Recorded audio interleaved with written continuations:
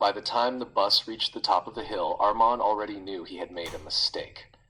The road was narrow and silent, covered with old trees that bent toward each other like they were hiding something, their branches scratched against the gray sky. The wind moved through them with a long, thin sound, almost like someone whispering in pain. Arman sat alone near the window, his school bag on his lap. He kept one hand on the strap as if it could stop him from running away. Outside, a dark building slowly came into view. It was not a castle, it was not a hospital, it was a school. But it looked like none of the schools Arman had ever seen before. The building stood behind high iron gates. Its walls were old and pale, with cracks running across them like scars. The windows were tall and dark. Even from far away, Arman could feel that the place was watching him. The bus stopped. For a moment, no one moved. The driver looked at Arman through the mirror and said, in a rough voice, "This is the last stop." Arman nodded, but his throat felt dry. He got down slowly. The bus doors shut behind him with a heavy thud, and the vehicle drove away, leaving him alone in front of the gates. Arman stood there for a few seconds, staring at the school. Blackwood Academy. That was the name written on the old metal board above the gate. The letters were worn out, but still readable. The board had been painted many years ago, and now rust had formed around its edges. Under the name, someone had scratched a message into the metal. "Do not stay after sunset." Arman swallowed hard. He had heard the stories before coming here. Everyone in his old town had spoken about Blackwood Academy in hushed voices. Some said students heard crying in empty classrooms at night. Some said a girl had disappeared from the third-floor corridor and was never found. Some said the school was built on a graveyard. Others said a teacher had gone mad after seeing something in the basement. Arman had tried not to believe any of it. He had told himself that old stories often grow bigger than the truth. But now that he was standing here, with the school rising in front of him like a shadow from a nightmare, the stories did not feel silly anymore.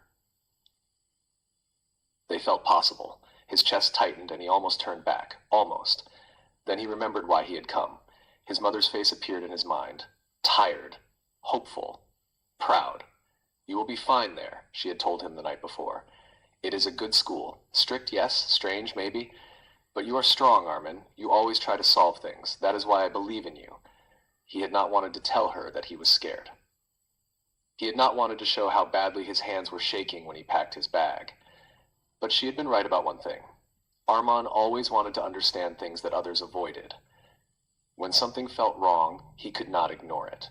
He felt a strange pull toward mysteries, as if the truth itself was calling him. That was why he had chosen Blackwood Academy.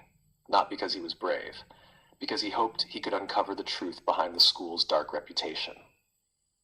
He wanted to know if the stories were fake, and if they were real, he wanted to stop whatever was happening. Now, standing in front of the gates, hope and fear lived together inside him. Hope whispered that maybe he could do something important here. Fear whispered that maybe he should run. A bell rang inside the school. The sound was deep and cold, and it echoed across the empty yard. Arman flinched. Then the iron gate opened by itself. Not wide. Just enough for one person to enter. He looked around. No one was there. The gate creaked again, as if waiting. Arman tightened his grip on the bag and stepped inside. The school grounds were strangely quiet.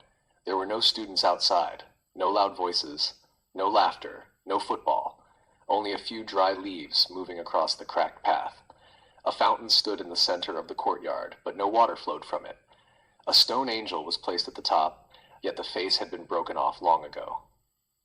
As Arman walked forward, he noticed something else. Every window on the first floor was closed. Every curtain was drawn.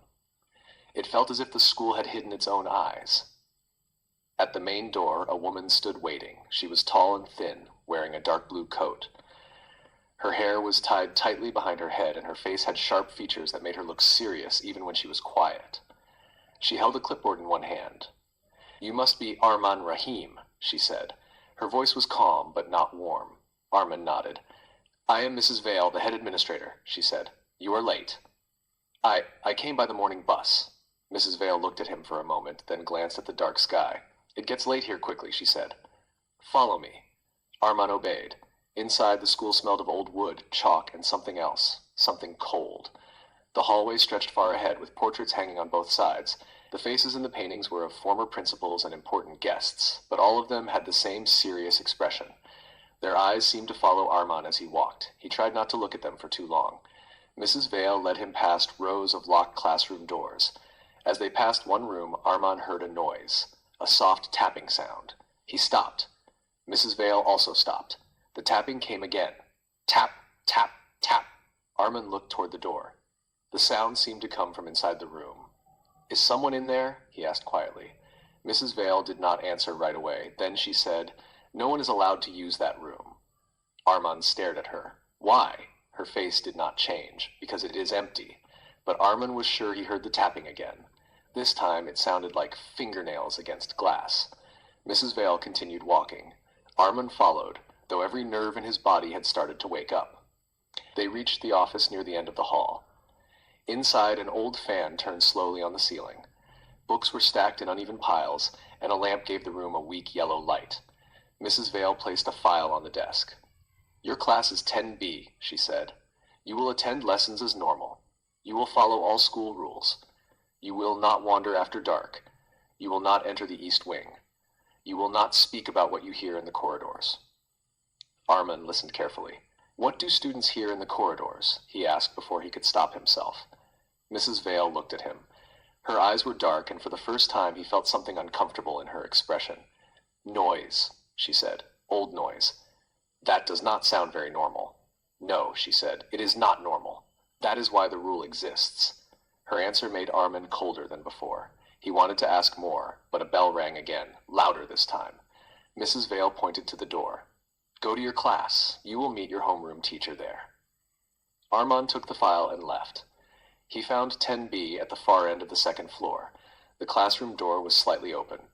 Before entering, he paused and took a breath. "Be calm," he told himself. "You came here for answers. You came here to help. You are not just a scared boy standing in front of a strange school." He stepped inside. 30 pairs of eyes turned toward him. The classroom was larger than he expected. The walls were lined with old charts and faded posters. The desks were arranged in neat rows. The students wore the same dark uniform, and their faces showed a mix of curiosity and boredom. At the front stood a young teacher with glasses and a stack of books in her arms. She smiled politely. "You must be the new student," she said. "Please introduce yourself." Arman stepped forward. "My name is Arman," he said. His voice sounded too small in the big room. He cleared his throat and tried again. "I came from Lahore. I transferred here this week." A few students exchanged looks. One boy near the window gave a small, strange smile. The teacher nodded. "Welcome to Blackwood Academy. You may sit there." She pointed to an empty desk near the back. Arman walked to it. As he passed the students, he noticed something odd. Most of them looked tired, even the ones who seemed his age. Not sleepy tired. Something deeper, as if they had been carrying a heavy secret for a long time. He sat down. The girl in the seat next to him slowly turned her head. She had pale skin, curly black hair, and careful eyes. There was no smile on her face, but she did not look unfriendly either.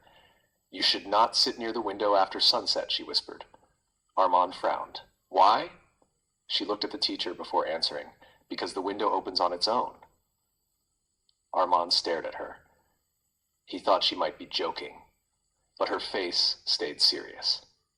Before he could ask anything else, the teacher began the lesson.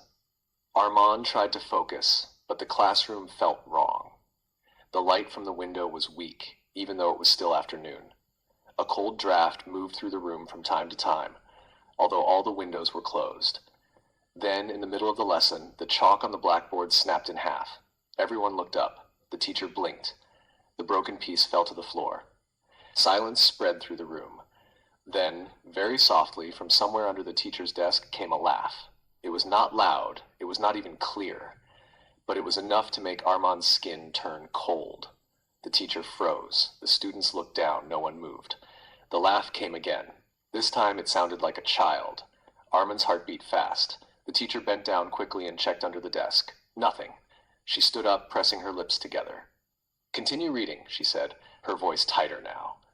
But no one looked relaxed after that. Arman tried to listen, but his attention kept drifting. Something here was very wrong. He He could feel it in the air, in the silence, in the way students avoided certain corners of the room. At the end of the period, the bell rang. Students stood and began leaving the classroom in small groups. Arman packed his bag and got up too, but the girl next to him stopped him with one quick look. "Don't go to the east stairs," she whispered. "Why does everyone keep warning me about places in this school?" She looked at him as if deciding whether to answer. Then she said, "Because the school keeps them." Before Arman could understand what she meant, she left the room. He stood there for a second, confused. Then he followed the others into the corridor. It was harder to walk than he expected because the hallway now felt narrower than before. The portraits on the walls seemed darker. The air was colder. He noticed a group of boys whispering near the stairs. One of them glanced at Arman and said, "New boy." Arman tried to ignore him. Another boy laughed. "How long do you think he'll last?" A third one said, "He came on the wrong week." Arman stopped. "What do you mean?" he asked. The boys looked at each other. The first one, tall and sharp-eyed, stepped closer. "If you are smart, you will keep your questions to yourself," he said. Blackwood does not like curious students." Arman lifted his chin. "I am not afraid of questions." That made the boy smile. "Good," he said. "Then maybe you will enjoy what happens tonight." Before Arman could reply, the boys walked away. His stomach turned. What happens tonight? The words stayed in his mind as he moved through the corridor. At the end of the hall was a staircase leading down to the ground floor. Halfway across, Arman noticed a door marked "Staff Only." It was old and painted over many times, but something about it caught his attention. A thin line of light came from beneath it. He slowed down. The door was slightly open. A soft sound drifted through the gap. Not talking, not footsteps, breathing.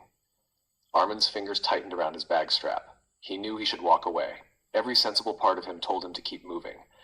But the same strange pull that had brought him here was pushing him forward now.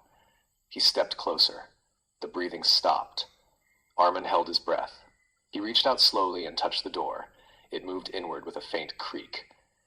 Inside was a narrow storage room filled with old files, broken chairs, and tall shelves. Dust covered everything. No one was there. Arman stared into the room. Then he saw something that made his heart jump. At the far end of the room, behind a stack of files, someone had drawn a symbol on the wall. It was made with black paint or something darker. A circle. And inside the circle, 3 long lines like claws. Arman stared at it. He did not know why, but the symbol made him feel sick. As he stepped closer, he noticed something below it. Fresh writing. 3 words, scratched into the wall with something sharp. "He is coming." Arman stepped back. His breathing became uneven. The room suddenly felt much smaller than before. Behind him, the corridor was silent, too silent. Then he heard a soft sound from deep inside the storage room, like someone dragging their nails along the floor. Arman turned sharply. At first, he saw nothing. Then from behind the shelves, a shadow moved. It was low to the ground. Slow. Waiting. Arman's mouth went dry. "Hello?" he whispered, though he already knew that was a terrible thing to say. The shadow stopped. Then from the darkness, 2 pale eyes opened. Arman stumbled backward and hit the doorframe. The eyes did not blink. They watched him. He could not see a face, only those 2 eyes. And then a voice spoke from inside the room. Very soft, very close. "You should not have opened this door."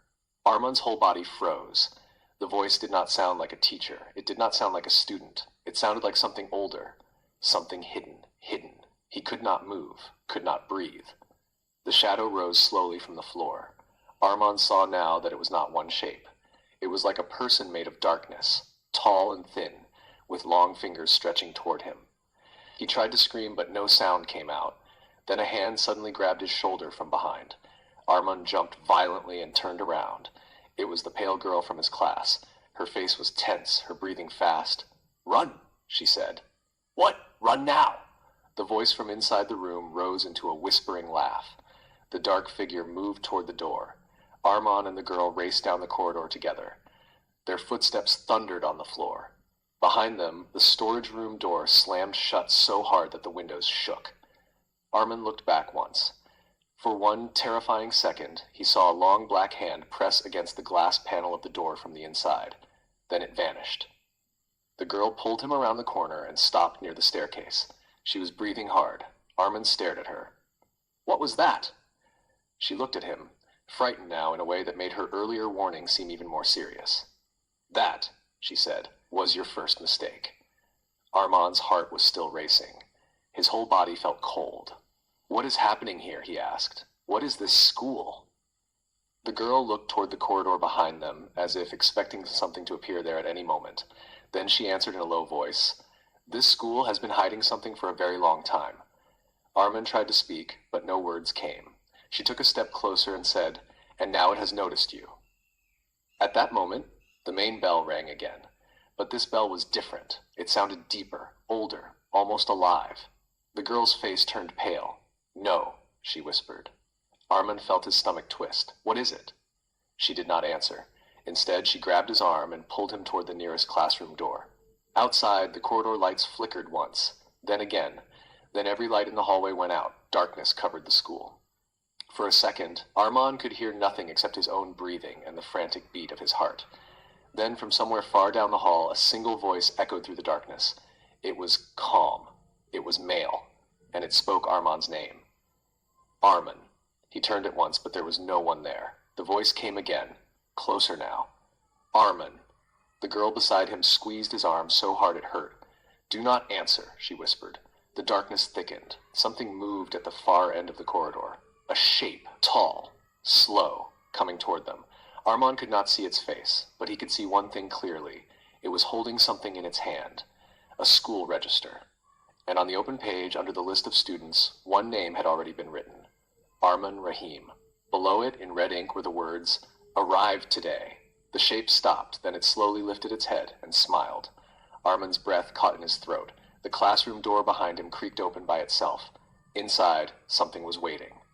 And the girl beside him whispered the only words that made the fear in his chest turn into ice. "You were never supposed to come here." The door opened wider, and Arman saw the hand reaching out from the darkness.